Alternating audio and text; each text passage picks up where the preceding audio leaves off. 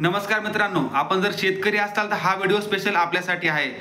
शेतकऱ्याला नुकसान भरपाईचे पैसे भेटतात, अतिवृष्टी झाल्यावर खात्यावर पैसे येतात नुकसान भरपाई म्हणून। पण बऱ्याचदा होतं काय, विमा भरून सुद्धा, तक्रार करून सुद्धा, ॲक्च्युअल नुकसान होऊन सुद्धा शेजाऱ्याला पैसे पडतात, गावातल्या लोकांना पैसे पडतात, पण आपल्याला पैसे पडत नाहीत किंवा कमी पडतात। अशा वेळेस करायचं काय? सर्वप्रथम तुम्ही एक खिडकीला कृषी अधिकारी यांच्याकडे असा एक रितसर अर्ज द्या की मी विमा भरला आहे, तक्रार केली आहे, नुकसान झाले आहे, तरी सुद्धा मला पैसे नाही पडले किंवा कमी पडले।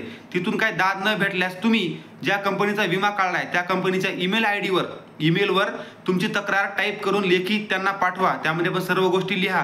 तिथं पण काय दाद नाही भेटली तर तुम्ही ग्राहक न्यायालयामध्ये यांच्या विरोधामध्ये तक्रार दाखल करू शकता। सोबत जोडायचं काय, 7/12 उतारा, होल्डिंग, तक्रार केल्याची आपली पावती, इन्शुरन्सचे कागदपत्र, आपले आधार कार्ड, शेजाऱ्याला पैसे पडले असतील त्याच्या काही पावत्या, सगळे प्रूफ जोडा आणि ग्राहक न्यायालयामध्ये तक्रार दाखल करा। 100% तुम्हाला यामध्ये नुकसान भरपाईचे पैसे भेटू शकतात। पण यासाठी अगोदर एखाद्या वकिलांना सोबत ठेवा आणि मला फॉलो करा। धन्यवाद।